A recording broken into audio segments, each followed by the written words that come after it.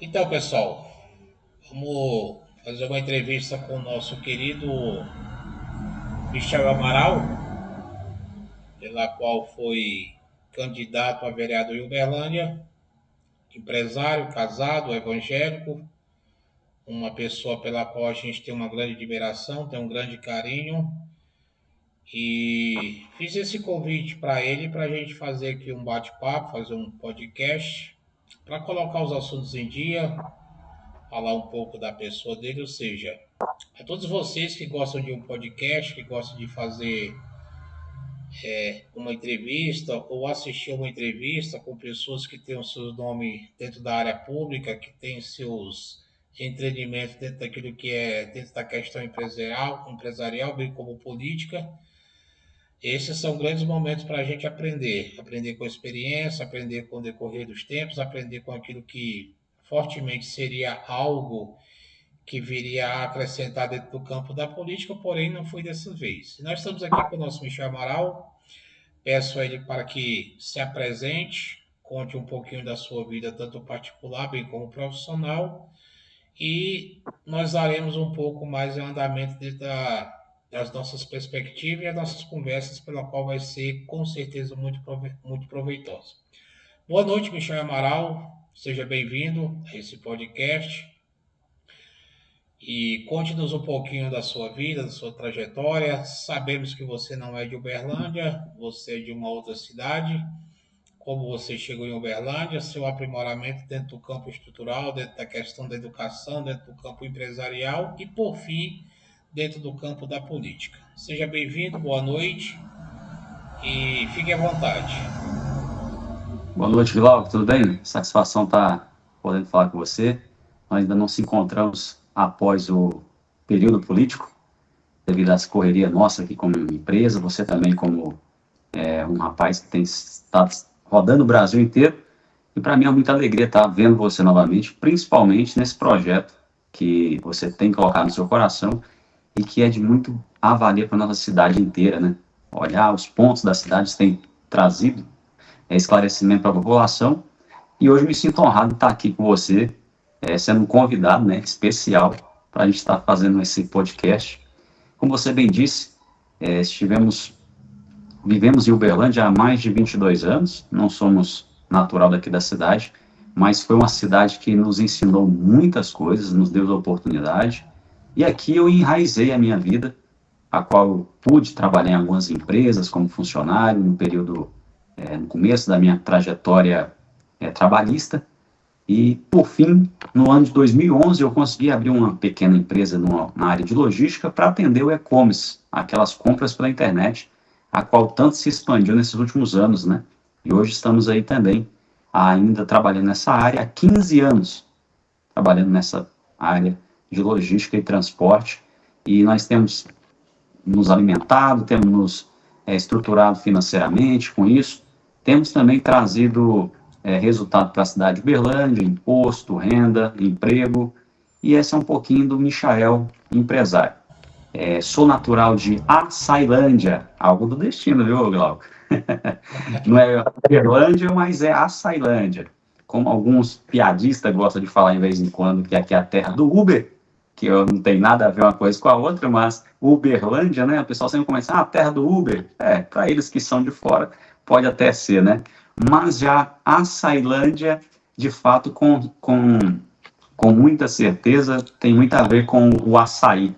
É uma região que tem muito açaí, né? O povo de lá gosta muito, a região do Pará, aquela região norte, nordeste do Brasil, um pessoal apreciador do açaí. E eu vim da cidade de Açailândia, muito parecido com Uberlândia, mas claramente com muito intuito pelo lá ter muito açaí. Por ter muito açaí, talvez seja esse nome Açailândia. Agora, já Uberlândia, a gente vê que não tem muito Uber, né? É normal, uma coisa muito simples, mas pelo Brasil inteiro o pessoal sempre pergunta onde a gente passa, quando falamos que somos de Uberlândia, fala, terra do Uber. É uma forma de brincadeira, né? A Ceilândia que Vossa Excelência fala seria lá no Maranhão, né? No estado do Maranhão, algumas horas de Imperatriz, eu acho que 1 hora e meia de Imperatriz, é uma das principais cidades, né? E alguns quilômetros da nossa capital, São Luís do Maranhão. Levando em consideração que você acabou de falar agora, Michel Amaral, a Ceilândia a gente sabemos que também fica um pouco perto ali de Estreito do Maranhão, né? Onde teve aquele episódio da ponte que veio a desmoronar, vitimando algumas pessoas, colocando alguns veículos, principalmente de produtos químicos, ali no rio, e a gente vê que as condições ali agora ficaram precárias, principalmente para quem mora naquele entorno. Você tem alguma notícia em relação à questão ali de Ceilândia, Porto Franco, Estreito, como que estão as condições, principalmente dentro do campo do comércio, sabendo-se que essa tragédia que aconteceu ali, ela afetou principalmente o setor logístico, bem como os transportes, e até mesmo a questão das cidades ali que são em torno daquele local. Você tem alguma informação se houve alguma degradação tanto no campo da logística, bem como no comércio naquela cidade, uma vez que você com certeza deve ter alguns contatos naquela região? Ô, Glauco, hoje, por incrível que pareça, é uma das matérias que eu fui fazer um estudo, e eu vi muito também, até porque está em alta, no TikTok, no Instagram, em qualquer lugar que você for abrir, algum canal político, no, como é que fala? Esqueci o nome do aplicativo, rapaz. No Telegram, esses canais políticos no Telegram, todos estão falando sobre essa queda, né? Inclusive, um vereador da cidade lá estava fazendo uma denúncia no momento que a ponte caiu, e hoje eu passei vendo alguns assuntos sobre isso. Claramente, na área da logística, Glauco, com certeza, quando algum fluxo é impedido de dar continuidade, a logística inteira é impedida. Provavelmente medicamentos, comida, abastecimento, gás, todo esse processo deve sim estar sendo comprometido por essa via estar interrompida. E eu vi os relatos de muitos familiares dizendo sobre as suas perdas, os carros que estavam no local, aproximadamente, se eu não estou enganado, 3 caminhões, alguns carros e 3 motocicletas, não eram muitos veículos que vieram a cair, né? Então, assim, Efetivamente. foram, graças a Deus, pôde ser impedido de outras pessoas, e outras pessoas que relataram, dizendo, olha, eu tive que parar para encher um pneu do carro, eu tive que olhar a água do radiador, e 2 minutos depois a ponte caiu, né? Então, assim, nesses atos, graças a Deus, essas pessoas não vieram ser prejudicadas. Infelizmente, várias famílias estão com luto aí já no ano de 2025, por essa questão da ineficiência do Estado. Porque, como eu disse no começo dessa narrativa, um vereador estava até novamente reclamando, explicando das situações precárias de lá.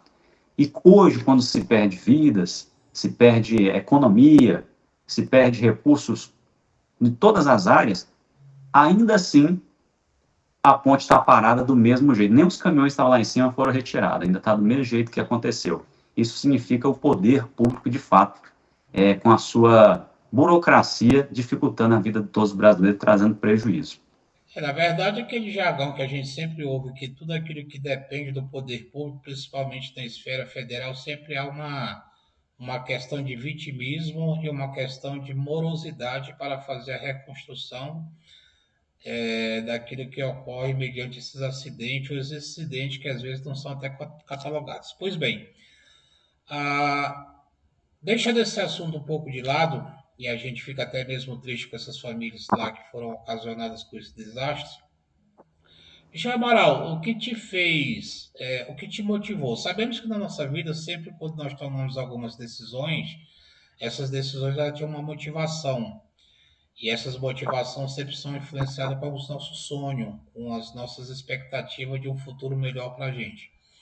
Qual foi a tua motivação? O que te influenciou? O que ocasionou a sua ruptura de você sair de Açailândia do Maranhão? Eu não sei se a cidade destino que você veio foi para Uberlândia ou para uma outra cidade, mas o que te motivou para você sair da sua cidade e tentar a sua vida em uma outra cidade, bem como Uberlândia, Minas Gerais?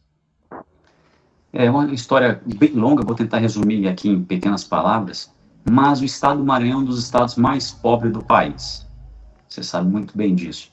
Onde a ineficiência do governo é a luz do dia esclarecida para todos os moradores. A falta de emprego, educação, saúde, lá é totalmente assim, fora do normal. E a procura de lugares do Brasil, cidades com uma economia mais forte, uma economia melhor, com vagas de emprego, nós saímos de Açailândia apenas com uma ideia na cabeça: parar de passar fome, viver um pouco melhor. Então, largamos ali a nossa cidade, que nós crescemos. Eu tive lá poucos tempo também, não fiquei muitos anos lá, mas deixamos os parentes tudo para trás e viemos para Brasília, Distrito Federal. O custo de vida também em Brasília é um pouco alto, né? Nós estávamos com dificuldade. E então, no terceiro passo de Brasília, Goiânia, né, o estado de Goiás, ali sempre muito próximo do outro, Deus colocou no coração da minha mãe que aqui seria um local que ele estaria nos ajudando a prosperar. Então, no ano de 2002, tomamos essa decisão de sairmos também de Planaltina do Goiás, na terra do Piqui ali, em Goiás, com destino a Uberlândia, por uma questão mesmo de talvez oramos a Deus, procuramos uma decisão do que fazer, né, na nossa vida, e Deus nos encaminhou a essa cidade. Através de uma oração que fizemos na casa de uma irmã, eu lembro muito tempo, Deus disse que aqui Ele iria nos estender as nossas tendas, né, alargar nossas tendas, e nós poderíamos, de fato, ficar as nossas estacas nessa cidade, que Ele iria nos ajudar. E assim foi. 2002 para cá, trabalhei em algumas empresas aí. A minha primeira empresa que eu trabalhei foi um lava-jato, né? E eu era alérgico àqueles produtos químicos, mas mesmo assim trabalhei lá nesse lava-jato para trazer o sustento para minha família, porque já assumi ali um papel de homem da casa. Meu pai se separou da minha mãe há muitos anos, né? Então eu tive que assumir ali a minha mãe e minha irmã, e como um verdadeiro homem, um homem de Deus, um homem também macho, né? Um cara já de ciência do que deve fazer, fui correr atrás dos pequenos salários ali nos bairros, depois trabalhei numa pizzaria, e depois fui para uma empresa de logística, onde aprendi muita coisa, ao ponto de fazer com que colocasse no meu coração o desejo de abrir algo para mim nesse segmento que era a logística. Isso se resume todo o meu caminhar, a dificuldade que era lá no estado do Maranhão, a vida cara que era no estado ali do Goiás, né, também um estado um pouco pobre, com bastante dificuldade, falta de emprego, muita escassez hídrica, e viemos para um dos melhores lugares do Brasil para se viver. Hoje, em 2025, nós somos a quarta melhor cidade do Brasil para se viver. Estamos além de muitas capitais brasileiras, e eu creio que Deus nos colocou aqui para um propósito ainda maior, a qual estou à espera de poder agir nessa área para abençoar o povo dessa cidade aqui. É interessante que o nosso Brasil, Michel Amaral, é um país tropical e para cada estado que nós temos, ou seja, para cada região, nós temos uma estrutura gigantesca de riqueza. Isso é fato, é factual. Se você pega ali o norte e nordeste, por exemplo, o Pará hoje nós temos uma imensa riqueza de ouro, de diamante, de minério. Se você vai para o Maranhão, você tem também grande riqueza lá, principalmente na época que era a extração da madeira. O Ceará é rico também, principalmente dentro da comercialização da castanha. Enfim, quando você vem para o Centro-Oeste, você tem ali o Mato Grosso, que hoje é um dos maiores plantadores do agronegócio, bem como o algodão, a soja, o milho. Quando você vem para Minas Gerais já tem as suas diversidade de riqueza, bem como o minério. O minério também está situado do lado do Espírito Santo. Nós temos aqui na região de Minas Gerais também o agronegócio, bem como a plantação da cana-de-açúcar, o agro em si, ou seja, a questão maior que nós temos em relação ao Norte e Nordeste, talvez seja uma utopia aquilo que eu vou falar, mas não é uma questão de utopia, porque a utopia você esclarece daquilo que você tenta estabelecer um algo comumente daquilo que se correlaciona com cada região. mas a governabilidade de cada estado que nós temos no Brasil, de acordo com a sua sigla, de acordo com o comportamento político, ela envolve muito essa questão, principalmente da riqueza e do IDH local, que é o Índice de Desenvolvimento Humano. E dentro dessa perspectiva que nós vemos, principalmente no Brasil, o Norte e o Nordeste sempre tende a perder com essa aquisição do IDH, ou seja, o Índice de Desenvolvimento Humano. Você acha, Michel, que essa degradação em comportamento geopolítico no nosso Brasil, quanto ao Norte, Nordeste, Sul, Centro-Oeste, essa perspectiva de diferença do DH está correlacionado ou relacionado diretamente com o ato político em si, ou você teria alguma outra opinião para isso? Não, eu concordo plenamente com o que você relata. Eu creio que está relacionado diretamente com o posicionamento político. Os estados mais pobres do país é governado pela esquerda. E os estados mais ricos, mais prósperos, com IDH maiores, são governados pela direita do nosso país. Então já dá para ver ali rapidamente que sim uma gestão política. Fazemos parte de um só país. Hoje, o Brasil é o maior produtor de café do mundo. É um líder da produção de açúcar, um produtor de laranja, o maior produtor de laranja, de suco de laranja do universo. É o segundo maior agro do mundo. É um líder em exportação de carne de frango e de aspectos bovinos. Nós temos o maior aquífero do universo no nosso país. Uma das maiores reservas de ferro do mundo. Cada estado tem a sua abrangência, né? Como Minas Gerais tem muitos recursos minerais. 90% da produção global do nióbio é no nosso país. Temos um solo fértil, onde que tudo se planta, se colhe com abundância. E somos um dos poucos países do universo a qual nós temos 3 safras anuais. Não tem como o Brasil dar errado se não houver uma gestão boa, uma gestão pública com eficiência. Nós temos a maior floresta do universo. Ou seja, nós temos tudo o que o mundo necessita. Nós só temos alguns maus gestores no poder, a qual nós já podemos esclarecer que os estados ali do Norte, Nordeste, a qual são governados pela esquerda, têm ineficiência na gestão pública e um dos menores DH do país.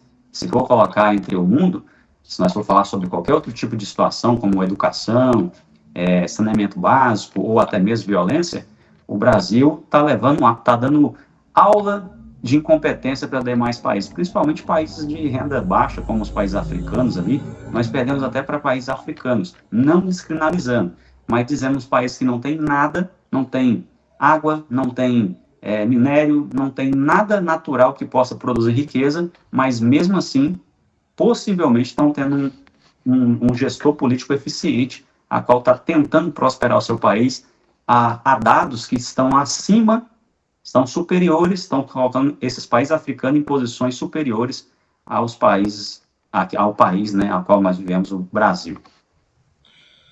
Até 1980, o Brasil ele estava acima da China em questão de renda per capita, em questão de PIB.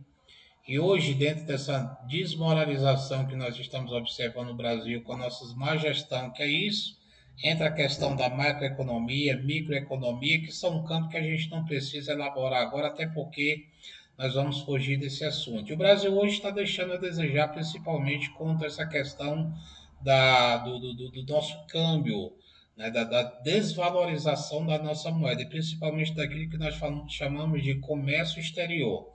Pois bem, mediante isso, Michael, que nós estamos observando acontecer no Brasil atual, principalmente com essa desvalorização da nossa moeda, a queda do nosso câmbio, e o Brasil, como bem você falou, você expressou, você colocou dentro de uma maneira muito didática essa questão que o nosso Brasil tem uma das maiores riquezas, 3 safras que você falou, que é o milho, a soja e o algodão, que os fazendeiros sempre gostam de fazer essa decorrência mediante essa plantação, sempre visando a questão do nosso clima, e o nosso clima é muito favorável para isso. Nós temos, por outro lado, também a questão que o Brasil ele tem o monopólio do corte de carne, que isso venha a condizer dentro da questão da JBS. A JBS hoje nós sabemos que tem o monopólio do corte de carne aqui no Brasil. Ou seja, 70% do corte de carne que nós temos aqui no Brasil não fica dentro do nosso território, até porque isso colocaria até mesmo o preço da nossa carne mais baixo. Até lembro de um episódio logo quando o Lula entrou da presidência, que o preço da carne, principalmente da picanha, ela deu uma baixada grande, e sabemos que essa baixa foi proveniente de uma doença que deu no Pará, em uma das fazendas lá, e alguns países deixaram de comprar. Logo, deixando de comprar, esses grandes cortadores de gado, eles não vão perder a sua mercadoria, eles vão vender um preço muito mais baixo aqui no Brasil, fazendo com que o preço caia. E logo os esquerdistas vieram falar que foi o Lula que logo que entrou, baixou o preço da carne. Ou seja, é uma questão de fake news, é o que nós chamamos de marxismo cultural, a ideologia daquilo que se recai dentro do campo da dialética para poder tentar enganar os seus seguidores. E a gente sabe que não é isso, porque o governo federal ele não tem nenhuma autonomia para dizer para certa empresa que ela tem que baixar, porque isso nós saímos de um campo democrático e caímos dentro de um campo ditatorial, ou seja, aquela empresa ela sai do campo privado para ser uma empresa diretamente do governo, e isso não pode acontecer no Brasil. Então, sendo assim, a JBS como tendo e detendo essa questão do monopólio no Brasil, você acha que isso afeta ou não a nossa questão no Brasil? Olha, Glauco, é uma situação complexa, né? É igual eu falo, se nós somos dos maiores produtores de frango, líder em exportação, em produção, né? Teve uma fala de tempo atrás que o Lula disse que iria embrasileirar o diesel, a gasolina, né? E que nós iríamos voltar a comer picanha, né? Se nós temos uma empresa grande como essa, uma das maiores empresas do mundo nessa área também, produto nós temos, né? Nós temos produto para ceder para a população a preços acessíveis. Mas, infelizmente, isso não acontece. Temos visto aí os preços da carne aumentar muito, o preço da picanha, que era aquele famoso sonho brasileiro, né? Com gordurinha e cerveja para muitos. Eu que não sou apreciador de uma cerveja, mas até eu gostaria de comer uma picanha todo final de semana com uma Coca-Cola gelada, mas nem, não tem sido tão possível assim. Eu creio que é isso mesmo, a gente teria tudo para ter uns valores baratos, igual nos Estados Unidos, lá a carne é barata. E olha que a maioria da carne dos Estados Unidos, às vezes, é exportada de outros países, né? Tem todo um gasto para ser levado até aquele país lá, e lá a carne é muito mais barata, como todos os demais. Isso é a questão do imposto. O imposto tem sobrecarregado a vida do brasileiro. Ou seja, eu não me lembro bem quanto que é a porcentagem na carne, mas eu creio que seja próximo dos 50%. Depois você pode até olhar isso aí. O imposto sobre a carne e o frango, não é isso mesmo? Perfeitamente. Você tem esses dados aí, assim, atualmente? Que hoje em dia, o que eu olhei ontem não vale para hoje, né? Não, não. Essa questão de imposto ela fica muito rigorosa a dia após dia, né? Até porque quando você fala imposto, o imposto ele faz uma recaída quando você tem um produto que é comercializado só dentro do Brasil e aquele outro produto que é comercializado para fora, que é a balança comercial, e a exportação, né? Então a exportação você gera, principalmente, por exemplo, no Brasil nós temos a Lei Candir. A Lei Candir ela isenta várias empresas de pagar imposto, principalmente o setor de mineração. Eu acho que você já deve ter ouvido falar na Lei Candir, que é onde isenta vários empresários de você pagar imposto. Quando você vê para o norte e nordeste, tem muitas empresas que são alocadas lá com isenção de imposto, mas dentro dessa isenção de imposto você tem aquela famigeração de arrecadar empregos, colocar empregos, sabendo que o Brasil, a União, o Estado, ela não tem nenhum dever de empregar ninguém, até porque só emprega doravante a questão de concurso público, mas ela tem por onde fazer angariar empresas para dentro do Brasil, principalmente vindo de fora, e ali gera-se recurso de emprego. Gerando-se recurso de emprego, você gera a renda per capita naquela cidade. E ali o movimento cresce, o movimento se estabelece, é onde se injeta dinheiro na economia para poder fazer a economia girar. Isso também fortalece o nosso PIB. É porque o PIB não é só aquele produto que você pega o minério, transforma ele em ferro, aquilo lá você gera renda, você vende e ali acumula-se uma riqueza para dentro do Brasil.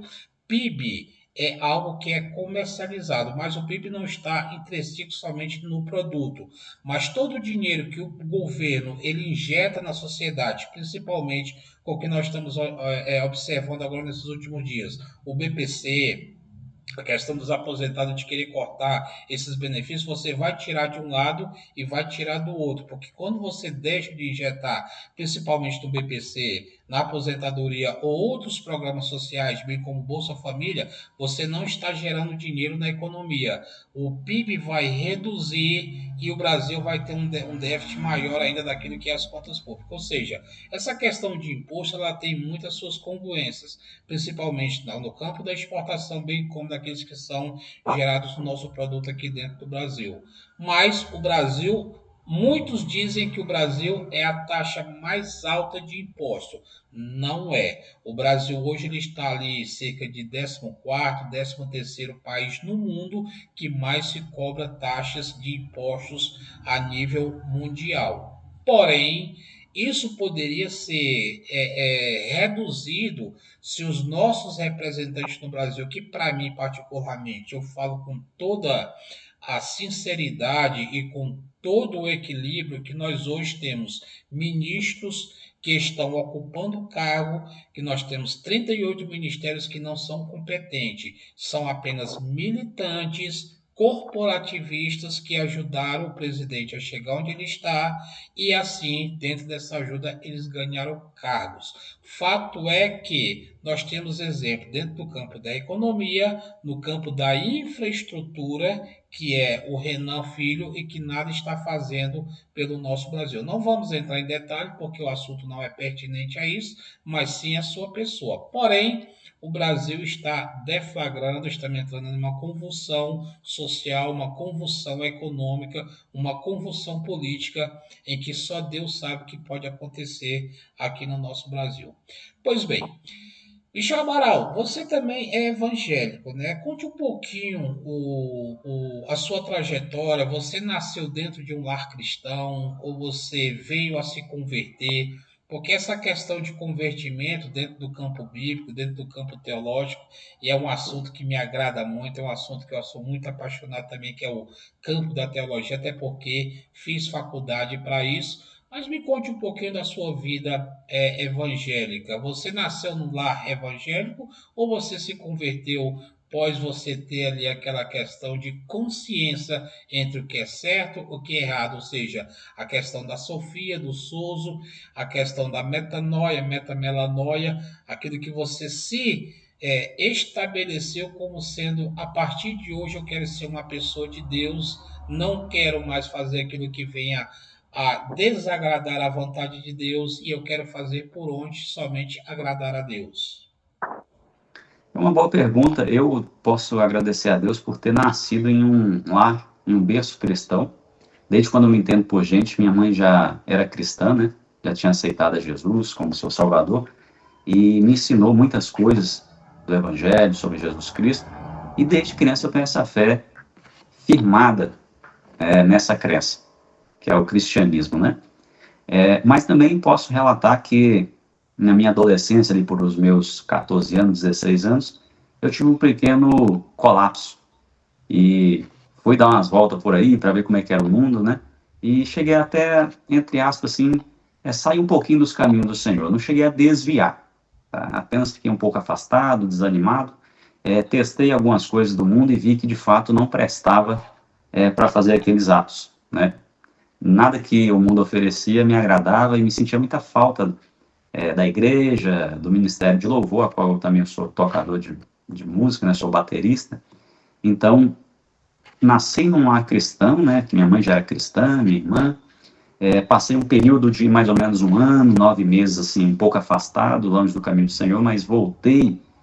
Não gerei escândalo nem nada, foi uma coisa particular minha, entre eu e Deus ali, que um afastamento talvez pela questão de adolescência, essas coisas, aquela turbilhão de coisas na mente de um adolescente, mas foi breve, foi rápido, e sou cristão, sirvo a Deus há mais de 9 anos. Eu lidero uma juventude na cidade de Uberlândia, faço parte de uma grande mocidade da Assembleia de Deus, chamada UMADUC, né, que é a União da Mocidade de Uberlândia e Campo, englobando aqui um pouco do estado de Goiás, em todo o Triângulo Mineiro. São mais de 100 congregações do nosso ministério, em vários estados do Brasil, né? Assim já está se expandindo. E aqui todo mundo conhece, né? A Igreja Assembleia de Deus, aquela ali na João Naves de Ávila, em frente, na Rondon Pacheco, na esquina com a João Naves de Ávila, quase de frente o shopping, né? Ali, todo mundo conhece. Eu sirvo a Deus ali e tenho muito orgulho de fazer parte dessa denominação. Até o momento, é o local onde eu tenho servido e ela tem também servido a minha pessoa como uma instituição cristã. É onde eu aprendo, é onde eu tenho prazer de estar, né, naquela igreja. E também tenho muito respeito pela liderança, né, do pastor Álvaro Allen Sanches, que é o nosso líder espiritual e pastor-presidente do ministério. Michael, essa questão de evangelismo, de evangélico, de cristão, são nomenclaturas totalmente diferentes, né, para dentro de um campo de interpretação no campo da história. E desde que o mundo é mundo e quem estuda a Bíblia, principalmente no campo da sua historicidade, principalmente para aquelas que sempre colocaram suas vidas diante de Deus, por exemplo, nós tivemos ali Moisés do Egito, onde tinha os líderes, que eram os faraós. Nós tivemos a história de Tutacame, Tutacame I, Tutacame II, que eram como se fossem os líderes daquela época, principalmente no campo dos sumerianos, né, que também tinham seus líderes daquela época. E essa questão, quando você envolve esse campo da historicidade, Abraão tinha os seus líderes, principalmente Abraão, quando você lê a história de Abraão, lá ele tinha o Código de Hammurabi, e o Código de Hammurabi ainda tem aquela passagem que fala sobre a Sara, ou Sarai, depois mudou para Sara, e tinha também a sua concubina, pela qual ele teve o filho que foi o Ismael, que hoje nós temos essa divisão entre o islamismo e até mesmo a questão do cristianismo. E, se não me falha a memória, porque tem muitos anos que eu estudei isso, o artigo 147 que diz que, do Código de Hammurabi, que dava autorização para Abraão, ou Abraão deitar-se com Agar, que era sua serva naquela época, e ali formar uma nova geração, até porque naquela época Sara era virgem, aliás, desculpa, era estéril.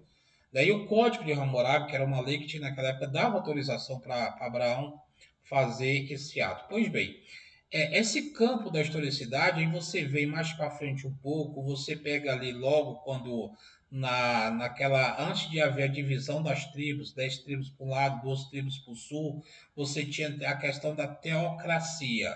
Teo é uma palavra que está no grego, teo, Deus, cracia, que é a vontade de Deus em cima do seu povo. É a teocracia chamada naquela época.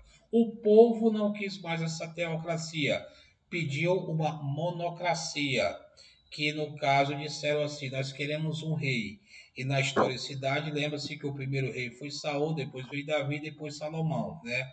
Um tripartido dentro da coerência do povo de Israel. Ou seja, dentro desse interim da historicidade, no campo da história, nós temos sempre algo a falar sobre igreja ou até mesmo a questão de política. A política, dentro do seu campo da democracia, e até Aristóteles ele falava isso, a questão da aristocracia, da república, da oligarquia, é uma questão do campo da filosofia que não cabe agora. Mas sempre no campo da questão da igreja e com a política. Qual que é a sua visão hoje para você comentar, para você nos ensinar? A política tem que estar dentro do campo da religiosidade ou você acha que tem que ser separado? Levando em consideração que a nossa Constituição Federal, no artigo 5º, inciso 6º, diz que nós somos um país laico. Laico não é laicista. Laico também não é denominacionista, é um país pela qual todos podem proferir a sua fé, independente de autorização do Estado. Você acha que a política ela tem que estar em mãos dadas com a religião ou não? Eu creio que sim, creio e afirmo, né, reitero, que deve sim, está nos relatos bíblicos, um cristão amparado, né, na verdade, por várias passagens bíblicas, vemos que grandes líderes descritos nas histórias tinham algum relacionamento ou correlacionamento com alguma questão religiosa. Para se tornar um grande líder, você precisa ter uma fé, até para que você tenha a orientação de alguém maior que você, né?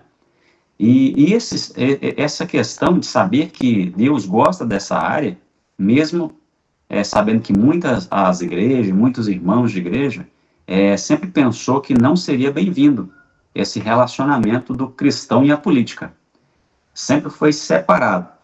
Com a vinda do Bolsonaro, o presidente, né, Bolsonaro, na primeira eleição dele, a qual ele veio a ganhar, ele honrou muito a Deus em todas as coisas, Deus acima de tudo, né, Brasil acima de todos.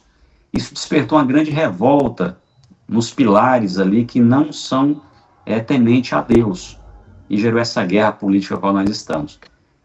No começo toda essa entrevista, desse podcast, você perguntou qual seria um dos motivos a qual eu gostaria de ter se envolvido com a política, né?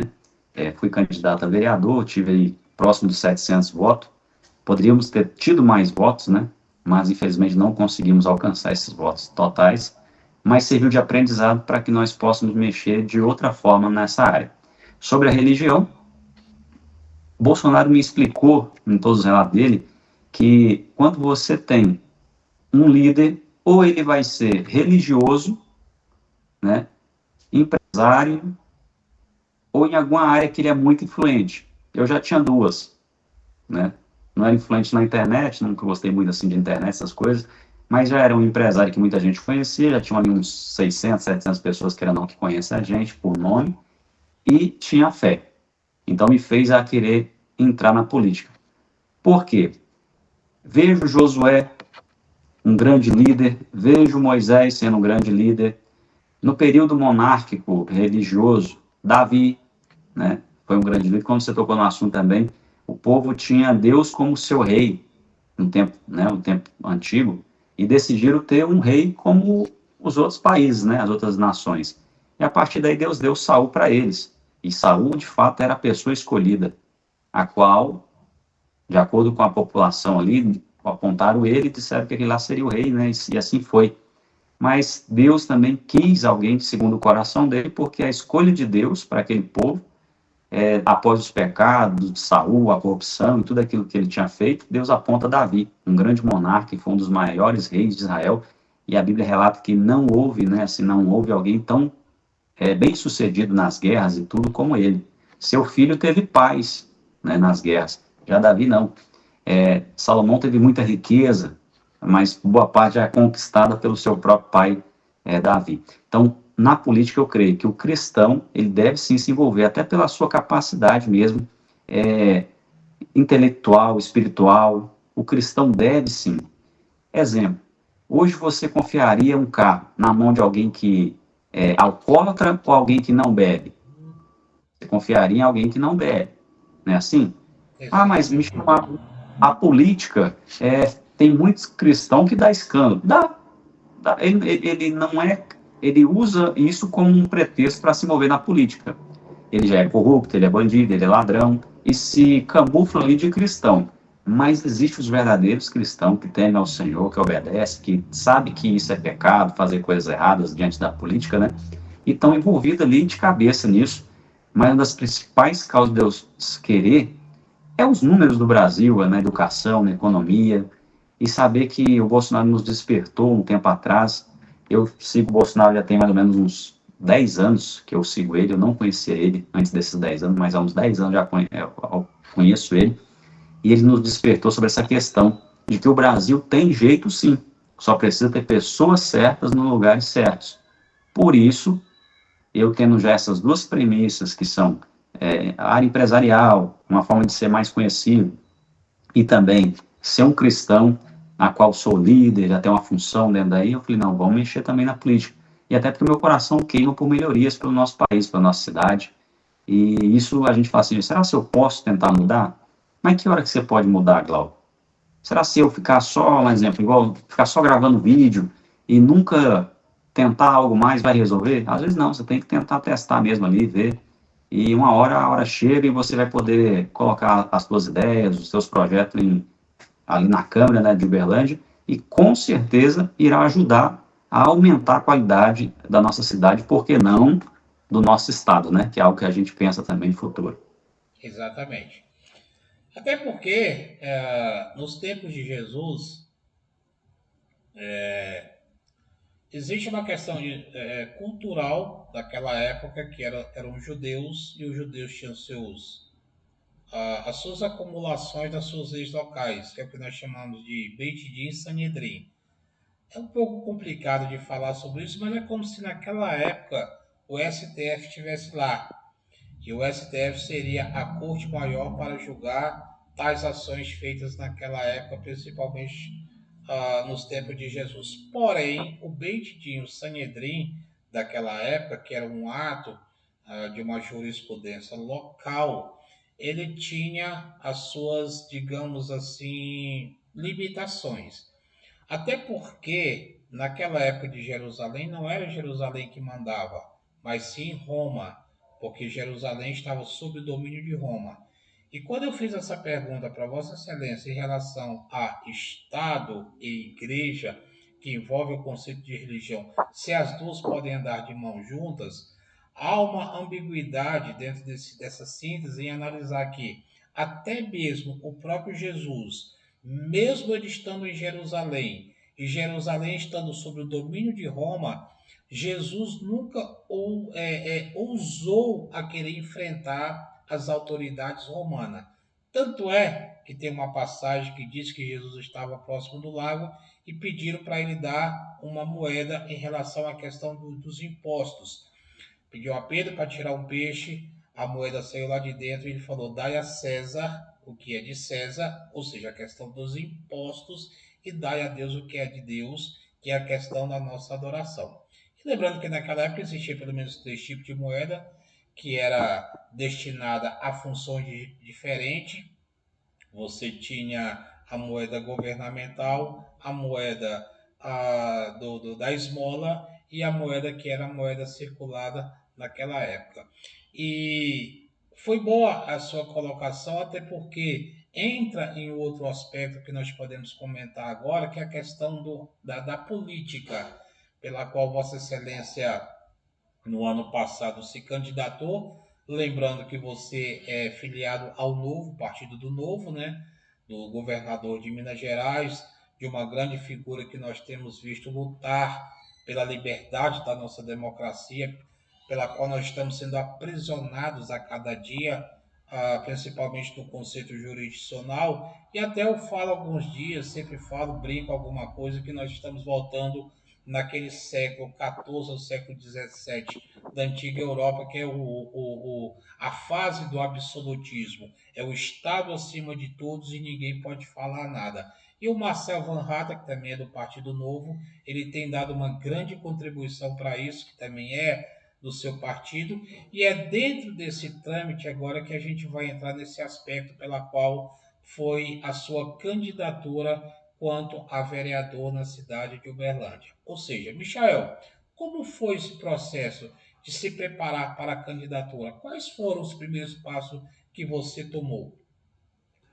Glauco, eu passei 4 anos me preparando. Não vou dizer assim, se dedicando 100% não, mas uns 60% voltado a essa área política. E um dos primeiros passos é escolher o partido. Eu tive uma passagem boa pelo partido 51, que era o antigo partido republicano. Não, republicano não. Você lembra do partido 51? Eu esqueci até o nome do partido agora. Deixa eu me recordar. Passei alguns anos filiado no 51, esqueço o nome que deu branco aqui agora mesmo eu lembro. E depois eu tive que passar ali para o partido republicano. pensei bem se ia para o republicano, né, que é o 10. E nessa questão de princípios e valores, na questão municipal, por essa questão municipal, né, eu preferi não estar no republicano envolvido aqui em Uberlândia, tá? Por essa questão moral mesmo, coisas minhas, e estava à procura de um partido que vestisse em mim o meu caráter e a minha expectativa de direitista, conservador, né? Um homem pode se considerar assim, igual muitos falam, não sou bolsonarista. Eu sou um cara de direita, que gosto do trabalho do Bolsonaro. Se quiserem me chamar assim, para mim é um elogio. Mas sou alguém conservador de direita, cristão, a qual o presidente Bolsonaro tem de fato apenas, como é que fala mesmo assim a palavra?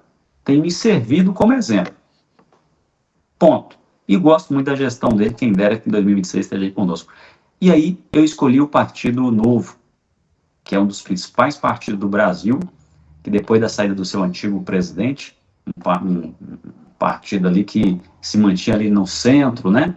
Mais ou menos, um centro-direita, e depois com a nova presidência agora, do novo presidente do Partido Novo, ele se posicionou como um partido totalmente de direita, um partido que não deve um centavo de multa nem nada para o Brasil, enquanto muitos partidos estão na casa dos bilhões devendo, né? A justiça eleitoral e outras questões assim. É um partido que respeita o Brasil, então analisei muito bem todo o âmbito político do partido, o seu presidente, toda a questão de indumentária política, né, a roupagem ali, e aí eu fui para o Partido Novo muito claro, mesmo sabendo que a melhor chance minha de ter melhor voto, ter recursos, né, para a campanha, fosse no republicano número 10. Só que ali era como se fosse ganhar e não ficar feliz. Já no novo, eu perdi, mas perdi feliz. Perdi assim, né? Não consegui os votos total que eu precisava, mas aprendi muita coisa. E deu um passo a mais aí que muitos não têm coragem de fazer, com medo disso, né? Porque, de fato, assim, quando você perde uma eleição, você tem que ver que o que aconteceu de você perder? Recursos financeiros, apoio político, partido. Muitas pessoas tiveram muitos votos, e mesmo assim não são vereadores também, porque escolheram o partido errado, né? Então, o primeiro passo é escolher um partido que deixa você trabalhar, que te dá estrutura, e graças a Deus nós não tivemos recurso público para gastar, né? É uma premissa do Partido Novo, mas é como você ir para a guerra sem tanta munição. É você ir para uma guerra, um cara está usando um canhão, você está usando um 38. É difícil, porque a esquerda vai usar milhões de reais para tentar se eleger. Se nós da direita persistir nisso, não usar dinheiro público, não usar fundo eleitoral, etc., realmente você, assim, como eu sou um cara que não tem uma rede social muito relevante, não sou famoso nem nada, teria que colocar a gente para trabalhar, teria que ter uma equipe grande, remunerada, para, né, ter um ânimo ali para trabalhar. Mas nós trabalhamos com pessoas que acreditavam num projeto, sem ganhar nada, né, nem um centavo, às vezes investiram na campanha, acreditando na pessoa, e agradeço a Deus por essas pessoas estar conosco aí, passaram 45 dias de sua vida parados, como eu, parei toda a minha vida para concentrar nesse período, e só tenho a aprender muita coisa, e aprendi muita coisa, e com certeza na próxima, os erros que cometemos nessa não iremos cometer, e eu vejo um grande crescimento, né, na nossa campanha. Alguém assim, sem apoio político, sem nada, apenas na amizade mesmo, amigos, familiares, você ter ali próximo de 700 votos, é muito bom. Em Araguari ou qualquer outra cidade eu teria sido eleito. Eu sempre falo, Michel, sempre quando eu vou conversar com alguém, lembrando que todas as vezes que eu vou conversar, eu sempre falo que eu sou um formador de opiniões. No mundo nós não temos pessoas que têm a capacidade de entender de tudo, no quesito de você ser um hiper inteligente, mas que você sempre tenha curiosidade para aprender. Eu Um sempre conhecimento falo que geral. eu sempre falo que quando você estuda, que você busca, que você se debruça em livros, você tem uma chance maior de e você ter um diálogo acentuado naquele assunto específico. E eu estou falando isso porque quando Vossa Excelência falou que quando as pessoas querem te rotular, me rotular ou rotular outras pessoas como sendo bolsonaristas, isso é uma questão de marxismo cultural. A agenda Burke, a dialética, principalmente você envolve a questão de alguns aspectos do campo da história da escola de Frankfurt. E toda essa contextualização que eu estou falando do marxismo cultural, Antônio Gramsci, que foi um comunista italiano que perverteu a mente da juventude daquela época, é justamente a esquerda, ela tem sempre esse ato de jogar uma gramática para os seus seguidores e aquela gramática ser sugada por eles e eles assim fazem um invólucro quanto a essa questão. Até 2019, até 2018, a gente não ouvia essa questão de bolsonaristas. Até 2019, 2018, você não ouvia essa questão de extrema direita. A nomenclatura extrema, ela tem um alcance e uma fervosidade que não é algo assim a se retratar em súmula comum. É algo que a esquerda quer implantar no campo da sociedade ou até mesmo dentro dos seus seguidores, que a direita ela é extremista. A esquerda quer tentar jogar no campo dos seus seguidores, lembrando que 99% dos seguidores da esquerda não sabem decifrar aquilo que eles sugam, principalmente dos partidos da esquerda, bem como da imprensa. Porque eu já tive debate com pessoas esquerdistas e perguntei para eles sobre certo tipo de assunto e elas não souberam responder.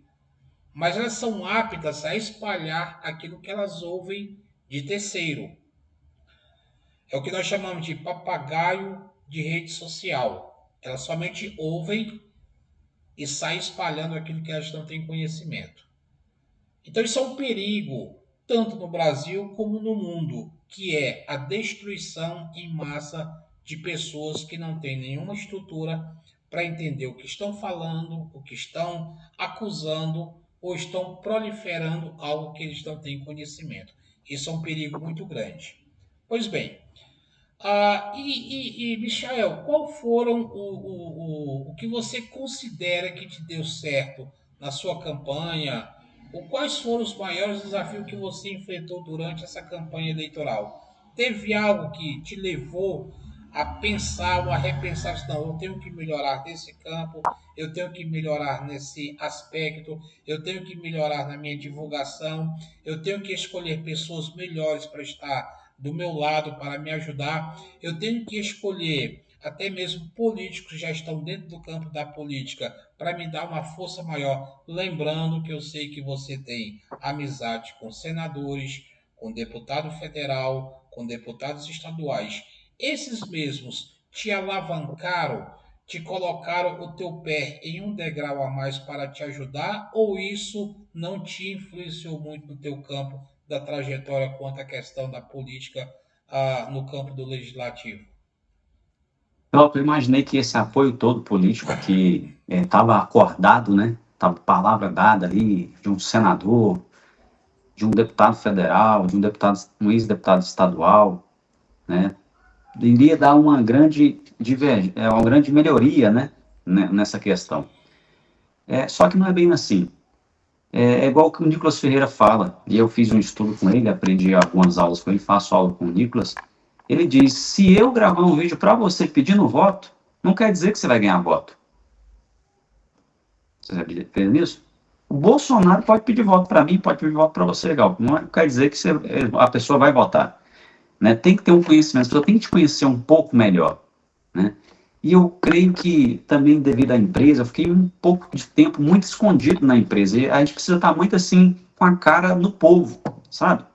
Então, quando a gente vai para uma campanha política, o meu nicho estava um pouco muito cercado. E automaticamente eu tinha um candidato forte dentro do meu próprio ministério, né?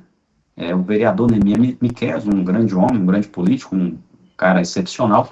dentro do próprio ministério, a qual o apoio total da igreja é para ele. Então a igreja também fica muito receosa e com medo de apoiar um terceiro, um segundo, uma ideia assim, não, para que eu vou ficar contra o ministério? Né? Eu vou apoiar quem o ministério apoia, quem o pastor, presidente pede o voto, e gera uma confiança. E quantas vezes eu já votei no candidato a qual o meu pastor indica. Ele como líder espiritual, um líder religioso, a gente fala assim, não tem quem votar, vou votar em quem? Quem ele está indicando? Como se eu, por exemplo, hoje se eu pedir voto para algumas pessoas, alguém vai dar o voto. Eu posso pedir o voto para o Glauco. Ah, mas eu não conheço o Glauco. Não, mas eu conheço ele, tá? Eu sou Michel Amaral, você me conhece. Pode votar nele, que ele é um homem de confiança. Querendo ou não, essa questão gera voto. Eu não tive isso. Eu não tive um padrinho político para fazer isso por mim. Isso gera muito voto. Tá? Não quer dizer que isso gera 100% de voto, porque se gerar 100% de voto, o Lula teria elegido o Haddad, né? E não foi bem o caso. Mas que chama muito voto, chama. Então, assim, eu precisava ter tido esse padrinho político, não tive. O deputado federal que poderia estar me ajudando não pôde, por questão de eu estar em partido contrário ao dele, né? Coloquei ele numa sinuca de bico. É o que eu falei, eu podia ter ido para o republicano, ter tido todo o apoio, né? Mas por uma questão municipal, eu preferi não ir no republicano e fui pelo 30, Partido Novo, mesmo sem nenhum recurso, com zero de nada. A possibilidade de ganhar R$1 era 100%, né? E mesmo assim fomos, e graças a Deus eu tive um apoio bom. O deputado ali, o ex-deputado estadual ali, que tentou deputado estadual, Gustavo Brasileiro, que hoje é prefeito de Patrocínio, né? Ganhou lá para mim patrocínio, um amigo, um homem, gravou um vídeo para mim, pedindo voto aqui em Uberlândia. Querendo ou não, essa expectativa que nós tínhamos nos homens, eu fiquei grato, não estou desmerecendo quem pôde ajudar, né? O senador não pôde ajudar conforme poderia, o deputado federal também não pôde por uma questão, o Gustavo Brasileiro deu a mão boa, assim, fiquei muito grato, gravou um vídeo pedindo voto aqui, mas não é suficiente, tem que estar com você ali mesmo, tem que fazer mais vídeo, tem que multiplicar essa ideia, sabe? Um vídeo só, se você ver o vídeo 10 vezes, você cansa, não vai ficar vendo esse vídeo, tem que ter vários vídeos daquela mesma pessoa pedindo aquele mesmo voto durante a campanha inteira, entendeu? Isso sim vai ter uma relevância. Então, eu creio que isso também foi muito prejudicial. Muitos pastores estavam nos apoiando.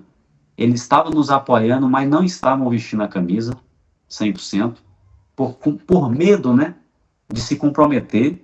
E eu falo mesmo, não é fácil você ficar apoiando um político. Você não sabe se amanhã vai te envergonhar. Tivemos casos aí de pastores grandes aí, da cidade de Uberlândia, apoiar vereadores e depois o vereador ser preso. Tivemos esse caso. E eu fico muito temeroso com isso também. Falei para vários pastores, olha, uma coisa que eu posso fazer por você é te dar a garantia que eu não irei te decepcionar nessa questão de corrupção, essas questões assim. Como ser humano eu posso até falhar, mas como político eu serei um homem honesto, justo, porque é o que eu espero de mim mesmo.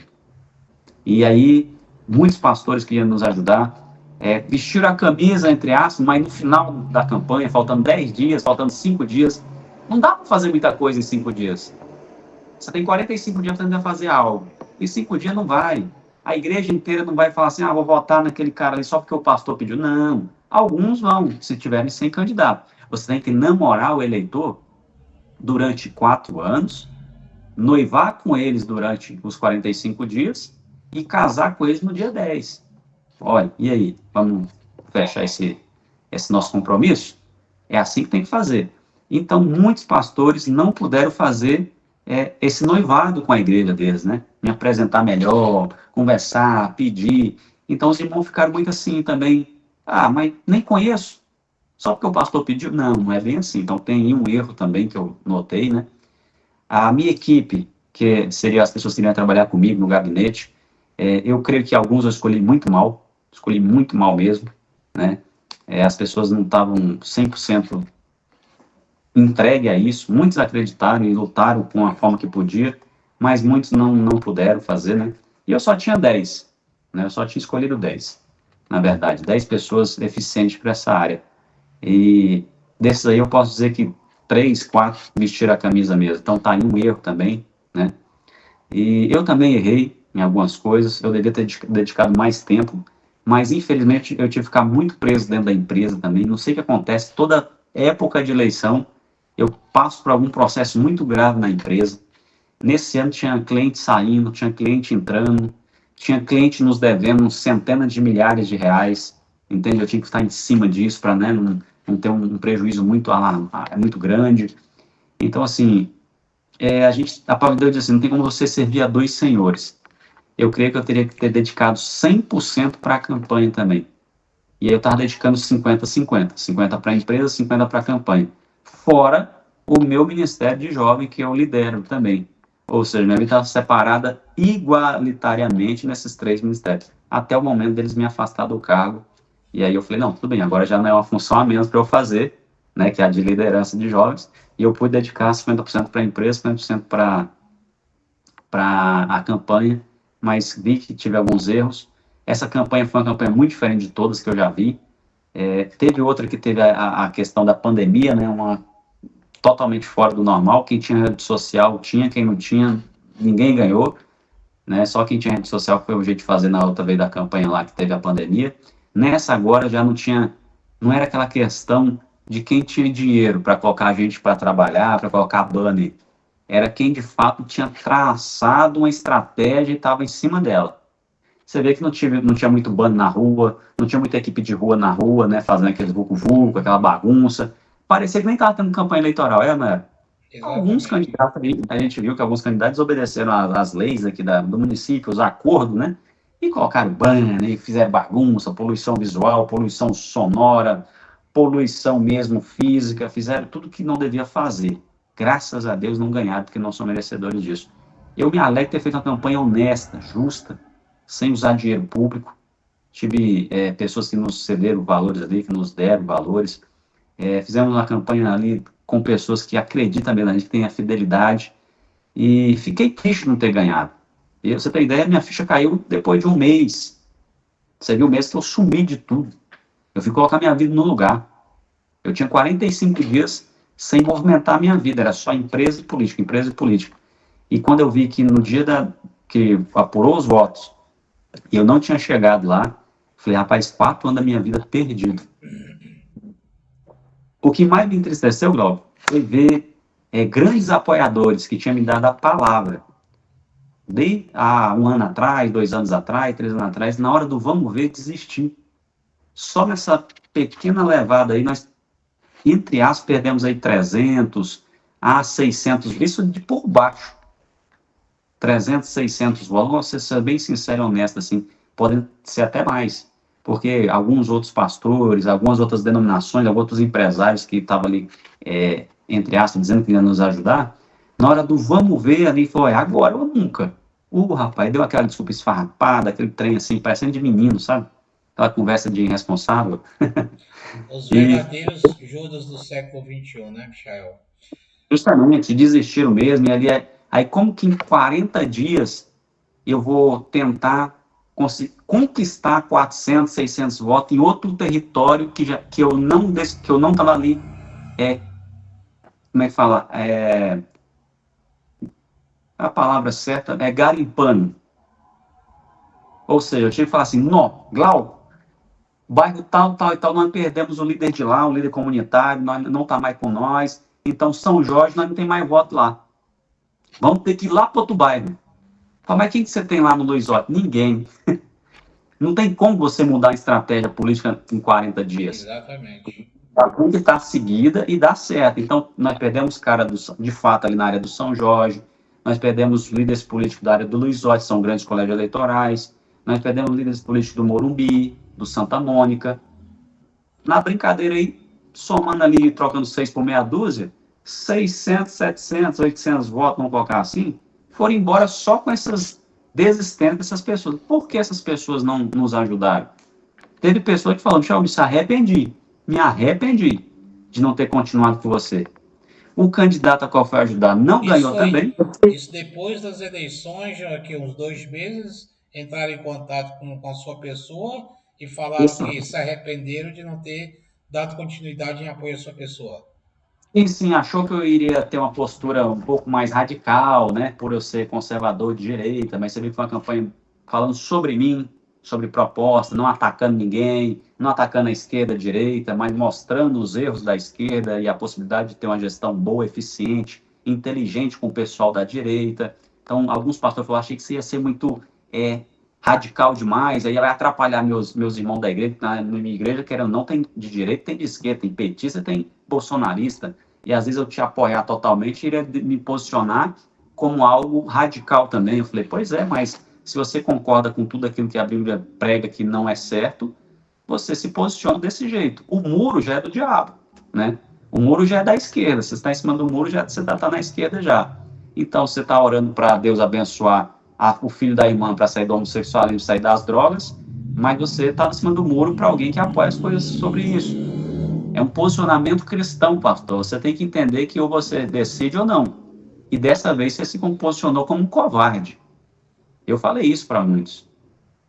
Outros falaram, não, eu podia ter apoiado mais você também, mas eu apoiei o que eu pude, mas tive problemas pessoais, teve pastor que perdeu ente querido e teve que passar o seu luto ali, não podendo me acompanhar na campanha, entendeu?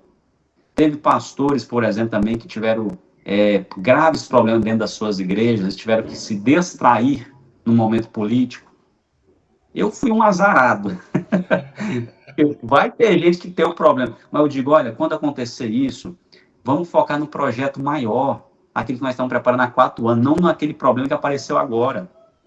Esse problema apareceu agora. Ah, Michel, mas morreu alguém. Eu sei disso, mas eu sei que, mas não impede também de você passar o seu luto. E, gente, olha, eu sei que eu perdi alguém importante, mas eu quero que vocês entendam que eu estou pedindo voto, eu estou agarrado também, porque esse é um projeto já a longo prazo, e a nossa cidade precisa. Há uma possibilidade de você fazer. Aí você já vê que a amorosidade da pessoa, entre aspas, pegar um problema que aconteceu ali no momento, né? E ter como motivo de não ter podido ajudar tanto, né? E tá aí. A gente não conseguiu nem metade dos votos que a gente queria. Outra coisa, Glau, que me deixou bem assim, receoso, eu confirmei o voto com mais de 1.000 pessoas. Glau, tudo bem? Tudo. O que você achou da campanha? Não, tá, foi boa, foi tranquila. Podemos contar com o seu voto? Sim, pode ficar tranquilo. E a gente marcou ali aquela pessoa como voto, né? E desses quase 988 votos confirmados, nós não convertemos eles. É algo muito impressionante. Ou o povo, de fato, fala isso para você, para apenas te dar uma desculpa, ou existe um problema muito grave nessas urnas. Que não é possível. Eu sei, Né? eu sei que dentro dessa sua trajetória, das alegrias e decepções, evidentemente eu tenho certeza que você não vai desistir da sua carreira política.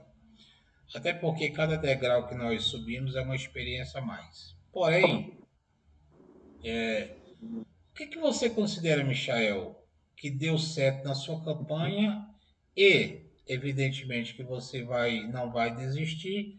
O que você mudaria os seus projetos quanto uma próxima campanha eleitoral, que com certeza você vai angariar esse espaço também? Você faria algo diferente dentro do campo daqueles que estariam do seu lado, dentro da questão da igreja, dos seus apoiadores? Você teria algo a mudar daqui para frente dentro da sua campanha eleitoral futura? Mudaria, Glau. Eu fiz um manual da campanha explicando para as pessoas muita coisa por escrito, projeto, assim, se assado, o que iria beneficiar, como fazer, da onde tirar o recurso, muito claro. Só que uma coisa eu aprendi, o brasileiro ele não gosta de ler. Ele não tem tempo para ler. Então, quanto mais simplificado for a informação, melhor. Uma coisa que eu mudaria, em vez de trazer esses projetos por escrito, embasado na lei, com toda aquela burocracia toda, para o povo olhar assim e falar assim, não vou ler isso aqui não. Ser mais assertivo falando e até mesmo desenhando, não é criticando.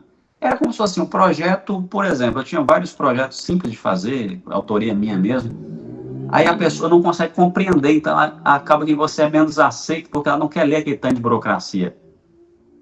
Talvez se você falar, explicar ali no dia a dia, no dialeto do povão mesmo, falar a língua do povo, eles conseguem compreender. Você fala assim, olha, eu tenho um projeto aqui para ceder tendas, cadeiras e equipamentos de eventos gratuitamente para as pessoas. Aí tinha um texto enorme lá, né, explicando como adquirir e tal, da onde que viria, da qual a pessoa nem leu o projeto. Então acabou que talvez não me escolheu por talvez, cara, nem consegui entender os projetos dele, entende? Se nós desenhamos uma tenda, né, tal, só simples, cadeiras, e um textinho ali de 3 linhas, só, gostei desse projeto, isso aqui é bom para mim, isso aqui vai me ajudar. Isso vai ser uma informação mais direta, sabe? 2, nós precisaríamos ter feito, de fato, muito mais visita porta a porta com as pessoas. As pessoas até hoje, elas não, às vezes assim, por que ele não votou no Michael? Ah, não me pediu o voto. Ele não veio aqui pedir o voto. Levando em consideração isso que você está falando de você colocar ali 3 linhas de um projeto, eu lembrei agora do projeto da deputada federal Érica Hilton. Não é nem um projeto, é uma PEC, que é uma proposta de emenda constitucional, né, que é diferente de projeto. E que é até a questão da escala 6x1 para passar para 3x4, e ela mesmo não leu, não sabe, não entrou em contato com o empresário. Porém, a proposta de emenda constitucional dela era só uma página com um artigo.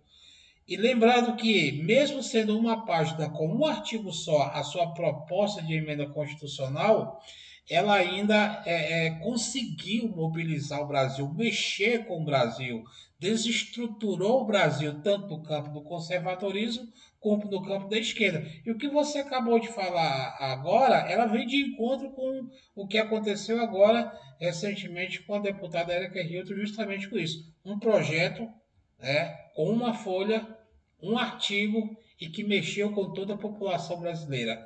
É exatamente o que você está falando. É você simplificar para o eleitor sem complicar, trazendo alusão e simplicidade dentro do campo do seu projeto. Outra coisa, Glauco, é não ter medo de lançar suas propostas mesmo, não.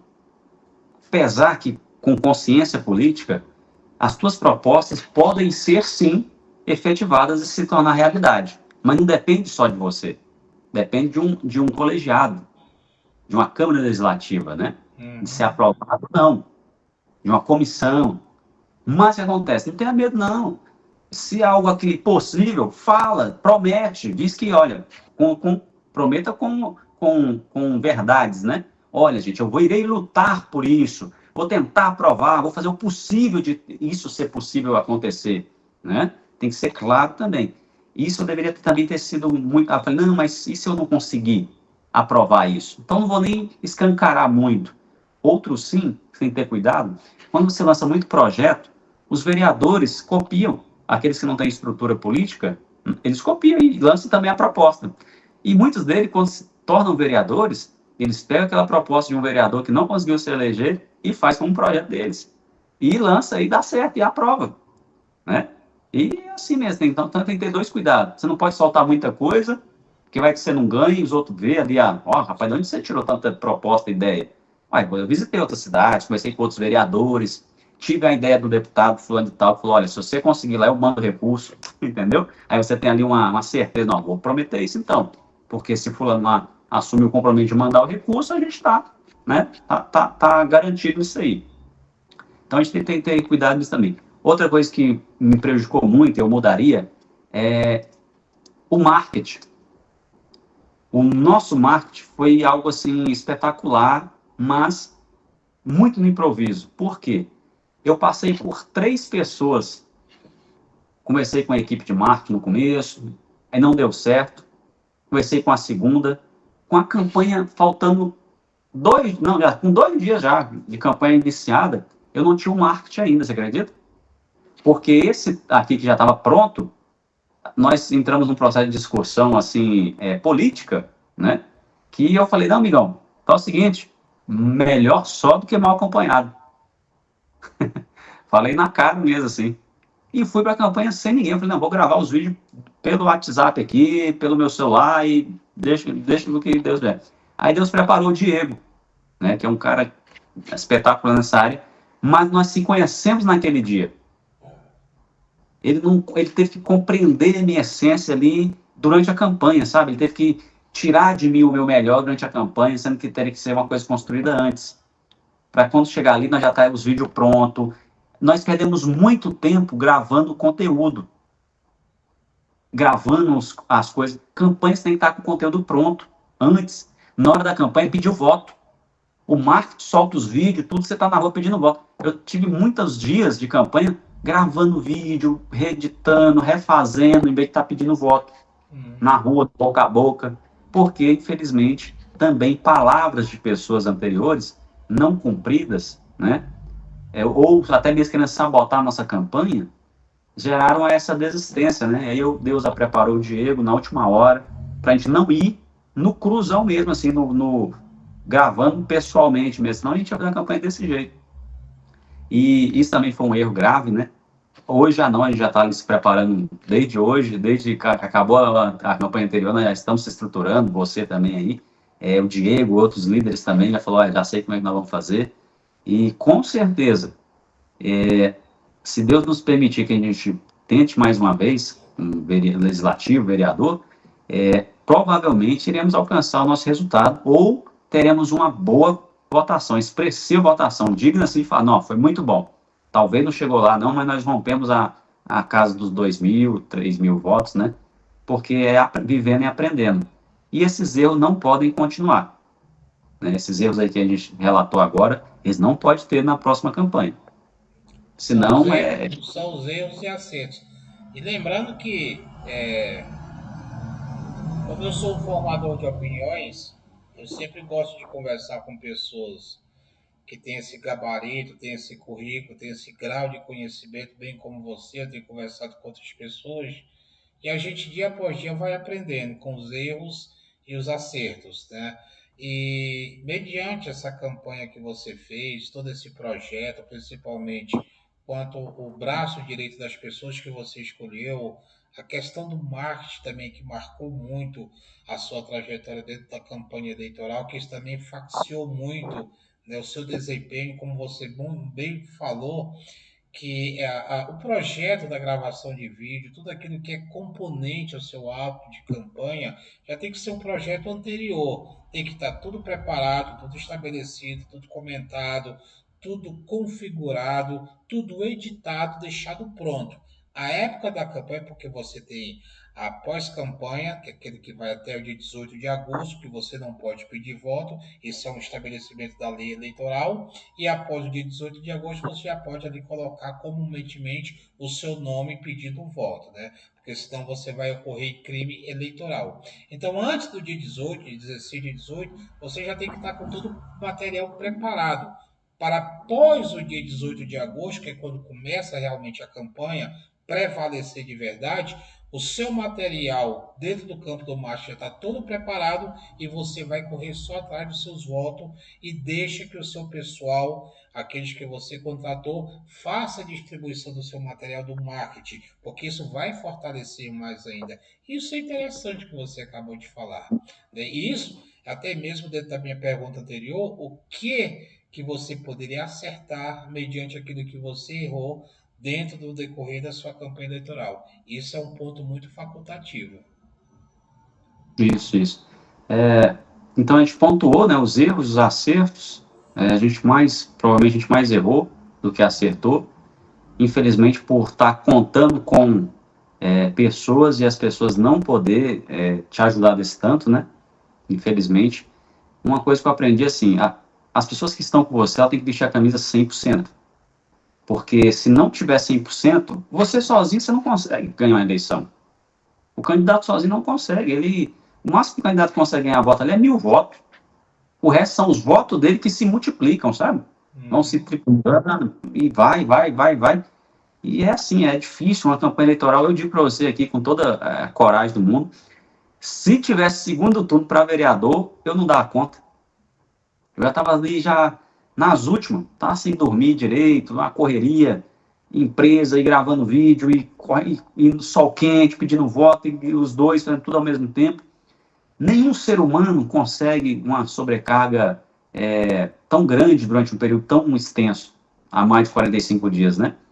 Só que o que eu aprendi foi isso, não se deve gastar tempo com burocracias, com conta de banco, com contabilidade, com marketing durante a campanha. Você pode fazer uma coisinha ou outra ali que durante a campanha vai mexendo, mas você não pode gravar toda a campanha durante a campanha. Tem que estar pronto, tem que estar preparado só para o sistema ir soltando os vídeos, as propostas. Você tem que estar focado simplesmente em visitar pessoas e pedir voto. Você não pode passar 2, 3 dias, 4 dias da semana gravando vídeo para soltar na semana posterior.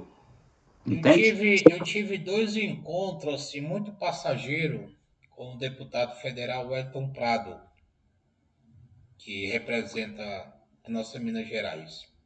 Eu conversei com ele muito pouco e uma das conversas foi em relação à sua pessoa, principalmente com essa questão do seu partido e a questão da coligação. Segundo ele disse que a coligação que o Novo montou, ela não foi muito bem elaborada. O que, que você teria a falar sobre isso, essa questão de coligação? Deu certo ou não deu? Olha, de fato, a princípio, não estava tão ruim. Ele não estava coligado com ninguém. Era só 30, Partido Novo. Né? Aí você vê que o Caporeso desistiu da campanha, né? E aí o progressista pediu apoio, então já virou uma coligação 11, 22, depois mais alguns partidos se agregaram, e depois o 30 também se agregou, né, a pedido do governador. Isso trouxe para nós, de fato, muitas melhorias, né, política, grupo, etc. Mas antes era só o Partido Novo, com a equipe, com possibilidade, sim, de fazer 2 vereadores. Né? Tinha uma possibilidade. Por quê? Cada candidato fizer 1.400 votos, 1.400 votos você é eleito. Aqui em Uberlândia, com 1.400 votos. Você só precisa ganhar um voto a mais que o seu concorrente. Certo? Mas, dos 20 e poucos candidatos que estavam no nosso partido, de fato teve pessoas que não vestiram a camisa. Como que um candidato a vereador consegue 30 votos? Ele não pode nem ser o rabo da fila. Ele não pode nem se candidatar a vereador. Porque ele tem 30 votos, tem o voto da família dele, ele não pode estar se envolvendo na área política. Hoje em dia, para essas pessoas que montam grupo político, essas coisas, os marqueteiros aí, ele sabe que um rabo de fila, lá no finalzinho, tem que ter 300 votos. É um cara fraco, né? Um cara ali com 200 votos. Se o cara puxar 150 votos para eles, tá bom. 150 votos vai ajudar. Vai ajudar a fazer o grau com o vereador. Os votos do cara lá, o último da fila. Agora pensa montar uma chapa com pessoas que de fato têm possibilidade de ganhar voto, mas por alguma questão financeira, até mesmo pelo recurso do partido ou por outras questões aí trabalhistas, não conseguiu se dedicar totalmente. Quando elas não se dedicam totalmente, o partido faz 2 candidatos com valor numérico, coeficiente eleitoral suficiente de ser eleito, 1.400 votos. Foi o Felipe Brito e o outro rapaz lá que eu não recordo o nome. Conseguiram 1.400 votos. Só que os demais do partido não fizeram sua parte. E a nossa somatória é que esse pessoal fizesse, pelo menos, cada um, 150 votos. O rabo da fila, né? Que a gente fala assim, não, beleza. Eu mesmo estava prevendo ali, até vai ser com o presidente uma semana antes, falei, Tainan, deixa eu te falar uma coisa. Eu posso até não ganhar para vereador, mas eu tenho mais ou menos aí garantido 1.000 votos para ajudar o partido. 1.000 votos é muito voto. É gente com força. Você não consegue pôr essas pessoas assim numa casa, num lugar, né? É muita gente. Né? Tivemos ali próximo dos 700. Erramos ali alguma coisa. Mas o grupo também do Partido Novo errou. Eles não tiveram aquela vontade de ser vereador. Desistiram no meio do caminho. Teve também, quando foi coligado, ficou muito assim, o Partido Novo ficou desse jeito. Uns apoiando o Paulo Sérgio. Eu apoiei o Paulo Sérgio desde que o Caporeso desistiu a pedido do presidente Bolsonaro, ele desistiu da campanha, né, de prefeito, que meu voto estava escancarado para todo mundo que eu ia apoiar o Caporeso, ia pedir voto para o Caporeso, isso aí estava decretado. Quando ele desiste, a minha opção automaticamente se torna Paulo Sérgio. Só que dentro do nosso partido, estava dividido. 60% era Paulo Sérgio, 40% era Leonídio Bolsas, dentro do nosso próprio partido. Isso também, às vezes, deu muito problema lá, né, assim, essas questões assim, políticas. Mas, infelizmente, ali, as pessoas que nós ali imaginávamos que iam conseguir 300 votos, 200 votos, conseguiram 30 votos, 40 votos. O que muito cara falou mesmo, ó, tem cara lá de 50 votos, cuidado. Cuidado com isso. A gente fala, não, mas 50 votos é os familiares. Não é possível que o cara não vai fazer uma campanha e conseguir 200 votos, 150, mais nada que isso. Né? E não conseguiram mesmo. Infelizmente não conseguiram. Se nós tivéssemos conseguido ali um pouco mais de 200 votos a mais, nós tínhamos feito um vereador. Nós tínhamos conseguido uma cadeira. Né? No Partido Novo, você teria o primeiro vereador na cidade de Uberlândia, com 1.400 votos. Porque nós, mesmo sendo um partido pequeno, sem recurso público, sem nada, nós fomos um dos partidos que mais tivemos votos em Uberlândia. Olha só, o deputado não estava totalmente errado, mas por parte, sim.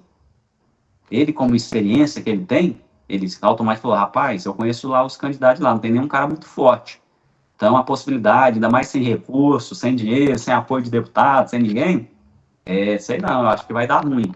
Ele acertou. Mas nós acreditávamos até o último momento que as pessoas também do partido, os candidatos que estavam ali, que se ingressaram, que se deram o nome, iriam se engajar. Mas, infelizmente, muitos desistiram no meio do caminho. Porque não é fácil passar 45 dias pelejando, não, Glauco. Exatamente. Michael, mesmo não tendo conquistado uma cadeira no legislativo, quais são as suas principais contribuições que você sente ter deixado com a sua campanha para a população e para aqueles que acreditaram votando na sua pessoa? Olha, agradecer essas pessoas que acreditam em mim. Muitas pessoas desistiram de votar em grandes candidatos, assim, de renome, pessoas conhecidas, vereadores já, para me dar esse voto de confiança pela pessoa que eu sou. Uma coisa eu deixei muito claro: sem recurso público, sem apoio, nós conseguimos mais votos que muitos candidatos fortes. Teve candidato aí que nós deu uma surra neles. Cara que já tinha sido vereador, eu tive 200, 300 votos a mais que eles. Né? Eu faço, Pessoas do só cortando você um pouquinho aqui, eu faço uma comparação da sua pessoa, uma vez que você não teve um marketing bem acentuado, você não teve um apoio maciço, você não é bem conhecido dentro do campo publicitário, você é empresário, porém a sua imagem não é tão expandida. E quando você fala que você deu uma surra nessa questão eleitoral, eu tiro como base, por exemplo, uma pessoa que nós temos aqui em Uberlândia, que é um radialista, né, o Bisaco Lacerda, pela qual ele se afiliou ao PT, é uma pessoa pública, uma pessoa que tem um alcance tanto dentro de Uberlândia como fora de Uberlândia, porque a sua voz emitida através do rádio dá alcance de muitas pessoas, e ele foi um candidato que não teve voto suficiente para conquistar também a cadeira do legislativo, até porque ele ficou em, se não me falha a memória, eu posso estar enganado, entre terceiro e quarto suplente dentro da chapa do PT. Ou seja, mesmo ele tendo esse alcance de publicidade, da imagem dele, de pessoas que conhecem ele, do apoio, da coligação, ele não conquistou a vaga também para o legislativo. Lembrando que o marketing e a publicidade dele vai aquém da sua pessoa. E você teve mais prioridade em questão de voto e coligação do que a pessoa dele. Isso fortalece também a sua pessoa? Sim, sim. Só uma observação, você fala do Isaac Lacerda, né, que ele já foi Exato. vereador. Isso, radialista. Ele, eu não lembro bem qual partido que ele estava anterior a essa eleição. Nessa eleição, ele foi pelo Partido Novo. Nessa eleição agora. Ele teve ali, eu acho que não chegou a 400 votos, se eu não estou enganado. Eu acho que não passou de 400 votos, tem que olhar isso direito. Não sei se vai haver uma edição sobre isso, né? Mas essa eleição agora foi pelo Partido Novo, tá? Era um parceiro nosso lá. Algo que a gente até questionou, né? Que não era assim para ficar fazendo, entre aspas, né? Pessoas que não estariam incorporando a essência do Partido Novo. Não teria observação só. Mas teve muitos outros candidatos aí, ô Glauco, que tiveram 700 votos, 800 votos, e o cara gastaram 400 mil reais, 300 mil reais para ter 1.000 votos, não elegeram. E nós aqui com alguns trocados, né, algumas moedas, tivemos próximo de 700 votos sem ter gasto dinheiro nenhum, entendeu?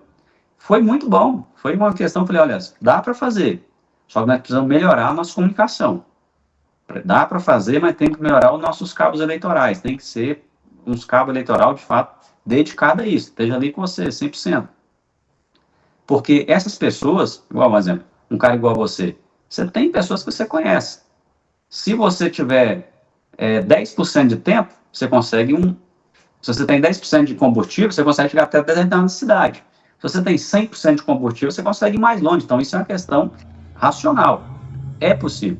Nós precisamos ter essa conversa com essas pessoas, dela ter tempo, dela dedicar um período ali, ser pessoas de fato líderes, né, tão bons quanto o candidato. Aquele candidato aí que ganhou, que ele não é nada. Mas os cabos eleitorais dele são pessoas de influência na cidade, então ganhando voto para o cara. Eu não vou nem falar muito nome não, mas um exemplo aqui, o Ivan Nunes, é um cara que não tem tanta, assim, volumetria de fala, essas coisas, é um cara murcho. Mas os cabos eleitorais dele são excepcionais, puxa voto com força, né? Então, assim, eu fiquei feliz nessa campanha, por as pessoas, por acreditarem em mim.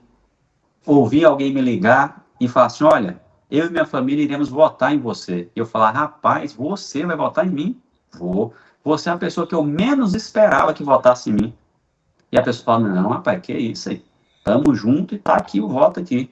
E pessoas que eu esperava que votassem. Eu quero só fazer uma correção, não era o Priscila Lacerda que eu teria que ter falado, se o Lorival Santos, que é radialista da Isso. TV, da Rádio Vitoriosa em Uberlândia, que se candidatou pelo PT, concorreu pelo PT e ficou de quarto suplente. Então eu quero fazer essa correção, pedir desculpa que não é o Misak, tá? E sim o radialista. Me chama que eu vou. Oi? Me chama que eu vou. O Me Chama Que Eu Vou, o que coloca as vinhetas lá é Pinga Fogo. Né? Então, Isso. assim, ele, como sendo uma pessoa pública, igual eu falei, só trocando. Quem que não conhece ele, Uberlândia, né? Exatamente. E mesmo assim não conseguiu se eleger. Ele ficou como quarto suplente. Se tivesse num partido de direito, tinha ganhado. Exatamente, sim ou não? Exatamente. Ganhado, porque querendo ou não, Uberlândia conhece ele. A cidade de Uberlândia conhece ele. Não tem uma pessoa em Uberlândia que fala, você conhece ele? Não conhece não. Conhece já, o cara tá na televisão noite e dia, né? Não tem como. E errou.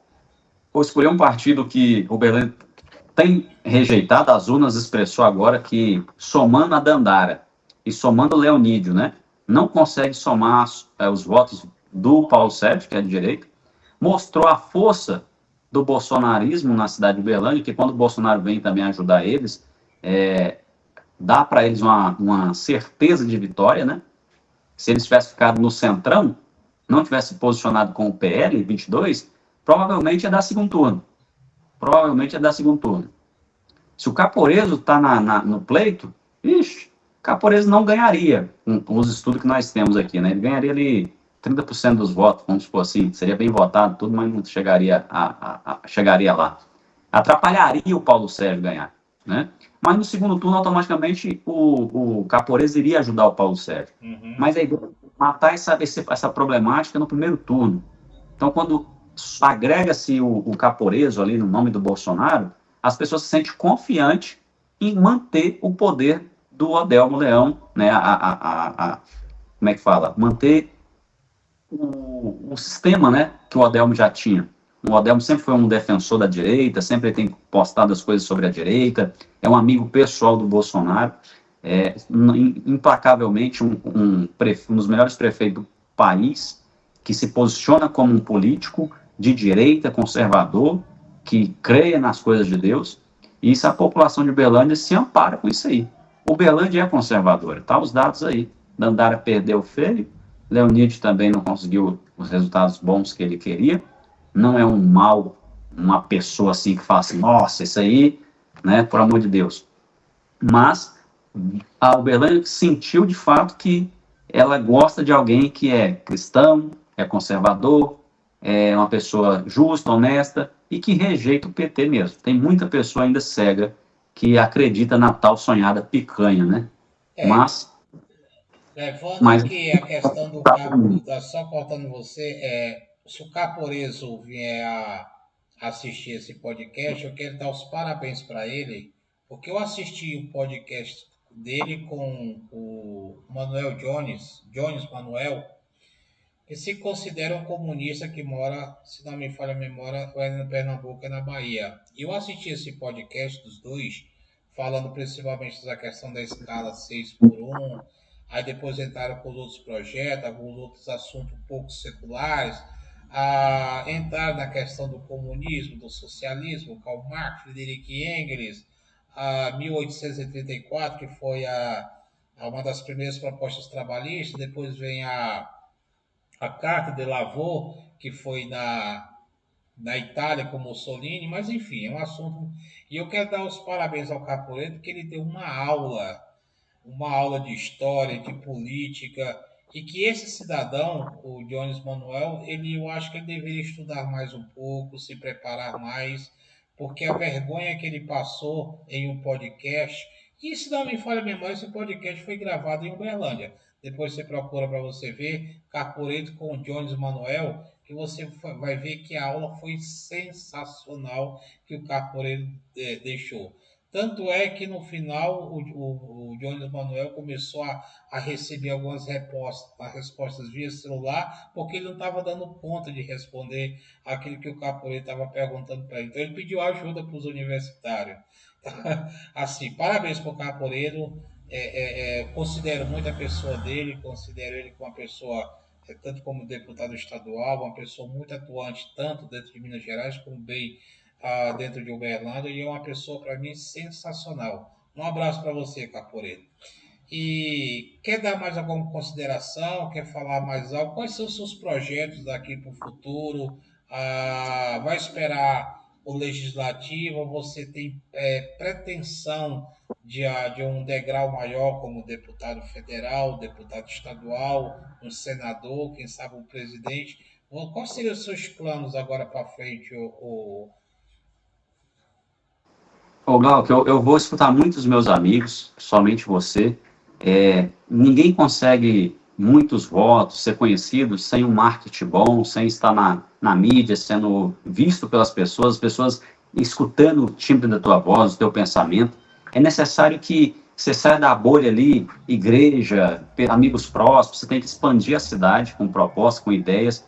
Eu vejo no Caporeso, igual a gente está falando sobre o Caporeso, eu conheço o Caporeso já tem desde a eleição passada, né, da vereador passado, então está indo para 6 anos já, praticamente, né, que eu conheço o Caporeiro, nós fomos candidatos juntos pelo Patriota, que é o 51, nós ficamos juntos ali um período bom, e ele não veio a ganhar, ele ficou como primeiro suplente. A Drica Protetora veio a ser vereadora eleita, infelizmente, devido ao Covid-19, ela morre, e ele assume a cadeira ali, e tem feito um bom mandato como vereador. Não cumpriu o mandato de vereador, porque já foi para deputado estadual, mas temos que dar honra a quem tem honra. O Caporeso é um homem que eu estou há 6 anos praticamente com ele. Tivemos algumas divergências sobre algumas pautas que ele tem batido no governador, e às vezes eu comentava alguma coisa ali, e ele até veio me repreender sobre alguns pontos, e eu, como fosse um filho político dele, eu obedeci, escutei e entendi, mas quando ele vinha como deputado estadual, debater algumas posições, que é a função dele, deputado estadual, fiscalizar o governador Zema. Aí ele está fazendo a função dele. E às vezes, por esse motivo dele estar fazendo, às vezes, até o trabalho dele, e eu vejo de uma forma errônea, a forma dele abordar essa correção mediante ao governador, a gente teve um pequeno desentendimento, a qual ele veio conversar comigo pessoalmente, né, por telefone, me orientou, explicou a versão dele, e ali a gente já se fez as pazes, que nem chegou a isso tudo, né, mas eu vi a correção. Tem um espaço muito aberto para o Caporeso, gostaria muito de estar ali próximo deles, que, querendo ou não, ele é o 01 do Bolsonaro aqui, não tem como esconder isso. Ele é o homem do Bolsonaro aqui em Uberlândia. vai estar difícil alguém se posicionar e ocupar o lugar dele. Ele, como deputado estadual, tem sido um bom deputado, tem mostrado as coisas, tem trabalhado, tem feito aquilo que tem que ser feito. É um bolsonarista raiz, bruto nas suas posições. Eu gostaria muito de caminhar com isso, né? Então, assim, eu não sei se eu poderia, de acordo com o partido, respondendo a tua pergunta, tentar alguma coisa agora para estadual. Se ele for estadual, eu preferiria estar apoiando ele, deixo isso claro. Mais uma vez, gostaria de estar apoiando ele, do que estar tentando aumentar minha musculatura política para futuro vereador de novo, né? Daqui a alguns anos. Eu preferia dar o tempo ao tempo. Se não vir para estadual, talvez, né? A não sei que aconteça um grande milagre, mas bombem na internet, somente com esses podcasts aí. Se nós ver que a nossa musculatura política está boa, está agradável, podemos tentar sim ir no mesmo partido, algo do tipo ali. Senão eu preferiria servir, né, a galera do estadual. Estou também de acordo com o partido. Se o meu partido, eu continuar no Partido Novo, eu vou escutar a orientação também do partido. Michel, nós temos um deputado estadual para apoiar. Eu vou analisar aqui esse deputado estadual pelo Partido Novo, entrar em uma consistência, né, e ver se de fato eu posso estar ajudando ele. Se não, a minha ideia já é ajudar o Caporeso, querendo ou não. Se ele for para federal, eu vou ajudar ele para federal. Se for para estadual, essa seria uma proposta, né? Mas tudo também depende do que o partido vai me orientar a fazer.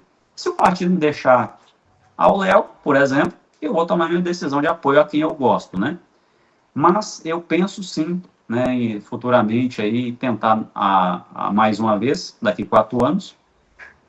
E não tem como, diante dos números, para concluir essa nossa parte aqui, diante dos números que o Brasil tem, 2023, 2022, 2024, tivemos vários problemas culturais, econômicos no nosso país.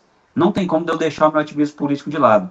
Eu posso continuar assim como você, nas redes sociais, pelejando, mas onde o homem, de fato, a questão da política, tira os meninos dos homens é quando você se entrega ao mandato. Você fala, não, vou tentar ser mais do que apenas uma voz. Eu vou tentar cumprir um mandato. Eu vou tentar, mas a educação no país é um dos piores países do mundo, assumindo a 8ª posição de pior em matemática do globo terrestre. Os nossos alunos da 4ª série não conseguem fazer somatória simples com casas decimais de 3 dígitos. Coisa assim, simples, 333 menos 284, ele tem uma dificuldade. Saneamento básico, 90 milhões dos nossos compatriotas têm dificuldade de ter acesso ao saneamento básico, tratamento de esgoto. 50 e poucos por cento da população brasileira, ou seja, quase 50%, não tem esgoto tratado. 32 milhões de brasileiros ainda não têm acesso à água potável. Como desistir do país? 11 mil pessoas, Glauco, morrem todo ano por doenças concernentes à falta do tratamento de esgoto, como doença de Chagas, diarreia. As pessoas estão doentes no país por falta de gestão pública, de alguém que tem um coração bom. A violência, 47.722 mortes em 2023 por assassinato. É um dos países mais violentos do mundo, o 8º país mais violento do mundo. Nós temos 3% da população mundial, mas somos responsáveis por 10% dos homicídios. Não tem como desistir do país, Glauco. Eu não posso desistir do país sabendo que talvez eu, você, Caporeis, outros homens de valores, Bolsonaro, Tarcísio, Van Hatten, Delanhol, Zema, Nicolas Ferreira, homens que de fato gostam da política, sabem que pode, através deles, mudar o nosso país, desistir. Eu não posso desistir.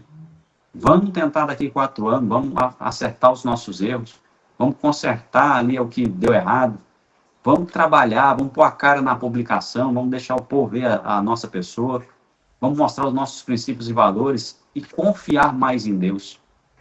E aí sim, se for a vontade dele, nos dará essa vitória. Michel Amaral, muito obrigado por compartilhar sua história, sua experiência conosco. Eu tenho certeza que os nossos ouvintes vão se inspirar na sua trajetória, no seu testemunho, na sua vida de obediência para com Deus, ser temente a Deus e principalmente dentro da sua trajetória também no campo empresarial, familiar e político.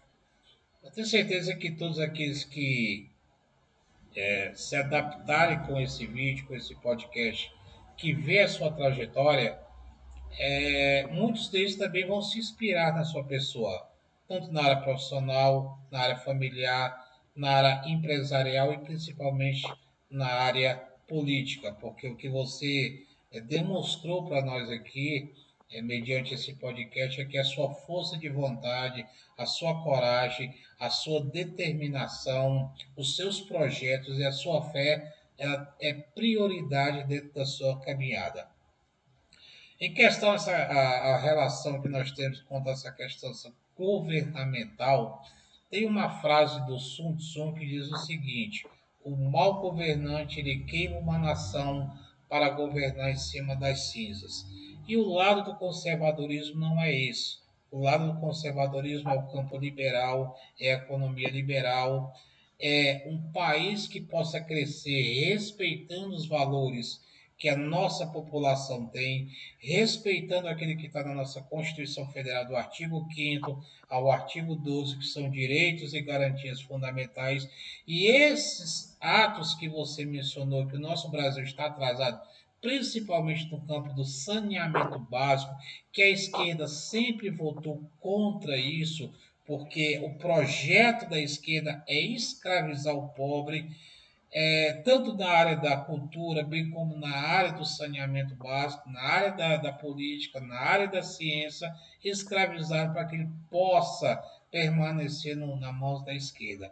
E o projeto do conservadorismo, ele é ao contrário do projeto da esquerda. É expandir o Brasil, é melhorar o Brasil, não tão somente o Brasil, mas como todos os países que têm essa nomenclatura de conservadorismo, que é diferente de uma interpretação pela qual a esquerda quer tentar. Por isso, eu agradeço a sua atenção, agradeço o seu carinho, agradeço a sua colaboração para com o povo berlandense e eu gostaria que você deixasse uma mensagem para todos, mediante o que você vai condicionar, o que você condicionou e os seus projetos para o futuro. Agradecer a Uberlândia, né? Muitas pessoas aqui viram nossos vídeos na campanha, nos mandaram mensagem explicando, talvez estaria nos ajudando, ou até mesmo não, dando motivo. Quero agradecer a todo mundo. A cidade que me deu a oportunidade de abrir um negócio aqui, onde eu me alimento, cuido da minha família, onde eu tenho uma vida boa. Uberlândia proporcionou tudo isso. Eu quero agradecer a Deus também pela força que Ele traz no meu coração, pelos amigos como você, Glauco, que está do nosso lado, tentando nos ajudar, né? E a gente fica muito feliz com isso, que Deus tem nos dado pessoas boas para estar conosco ali lutando. Não se vence uma guerra sozinho, nenhum rei vence uma guerra sozinho. Talvez nós perdemos uma batalha, mas não a guerra. Um ditado muito peculiar, simples, mas eu creio nisso. Diante de todos esses dados, vamos lutar pelo Brasil, não vamos desistir. Se for a vontade de Deus que eu permaneça nessa área, lutando pela alguma melhoria, e um dia Ele me deu um cargo no legislativo, ou até mesmo em outra área executiva, não sei o que Deus quer para nós no futuro, mas que nós possamos ser bons, eficientes, coerentes, honestos e justos para a nossa população. No que Deus der para nós nessa área, se também, às vezes, há um momento para cada das coisas, né? Hoje a gente está tão empolgado nessa área política, talvez por essa questão do Bolsonaro, tal, inspira muitas pessoas a esse protagonismo de querer ser um vereador, de querer ser um deputado, tal. Pode ser que também essa chama se apague daqui para frente, né? Por questão mesmo que Deus toca no meu coração. Se for, eu faço a vontade dele. Mas se ela continuar queimando, vamos continuar. Vamos tentar mais uma vez. Quem sabe a gente está gravando um podcast daqui a um tempo vitorioso, né? Vamos trabalhar melhor, trabalhar mais e crer também mais em Deus e que Uberlândia seja abençoada, que esse mandato agora do Paulo Sérgio, desses 27 vereadores que estão lá nesse momento, seja abençoado também, porque nós precisamos de vereadores honestos, justos, para criar leis, para que o prefeito consiga executar aquilo que vem de lá, né? Deus dê sabedoria e graça para nossa cidade, nos guarde, porque o Belém está com muito movimento, né? Com grandes comandos aí, PCC e outras coisas, estão se envolvendo aqui na cidade de Berlândia, criminalidade. E Deus nos guarde, todo dia a gente vê, né? É um roubo de não sei o quê, um roubo de carro, um assalto. Está ficando muito estranho a nossa cidade. Então nós precisamos primeiro confiar em Deus, né? E depois pedir que os nossos governadores, não digo assim só o governador, né? Mas nossos governadores na questão política, prefeito, vereador, governador, deputados, presidente, tema ao Senhor e Ele dará para eles a sabedoria oportuna para governar o nosso país, o nosso estado e principalmente a nossa cidade. Eu estou tranquilo nesse ano agora. Eu creio que vai ser um tempo de prosperidade para o nosso povo belandense, viu? Eu creio que sim. Quem dera se eu estivesse lá para ajudar a melhorar isso. Mas vamos esperar mais um tempinho e na hora certa nós estaremos ali dando o nosso melhor também. Agradeço a sua atenção, Michel Amaral. Agradeço essa oportunidade, agradeço esse momento que nós tivemos essa conversa para interagir e erguer a cabeça, bola para frente. Sempre temos nessa terra as nossas trajetórias de idas e vindas, percas e vitórias, derrotas e decepções, mas o importante é que nós nunca venhamos a querer colocar nossa cabeça para baixo, mas sempre erguê-la, sabendo-se que o futuro é sempre promíscuo para nós conquistarmos os nossos objetivos. E sempre quando nós temos força de vontade, sempre quando nós temos aquela ânsia de conquistar a nossa vitória, com certeza isso é um degrau a mais dentro do campo da valorização. E isso você tem demonstrado para a população de Uberlândia, bem como dentro da sua trajetória no campo político e no campo social. Parabéns para você, obrigado por essa oportunidade que você nos concedeu e espero que um futuro breve, um futuro curto, nós possamos voltar a se comunicar mais, a fazer mais essas transmissões para que o povo de Uberlândia possa te conhecer mais, se estruturar mais a sua pessoa e, quem sabe, depositar mais confiança. Relatado, mediante as suas palavras, que pessoas que te apoiaram, deixaram de te apoiar e depois se arrependeram, essas mesmas pessoas possam concretizar a confiança na sua pessoa. Um forte abraço, fique com Deus e eu deixo as suas palavras finais. Valeu, Glauco. Deus abençoe, meu amigo. Forte abraço para todo Uberlândia. Que Deus nos guarde, nos proteja. Um ano de vitória para cada um de nós. Em nome de Jesus.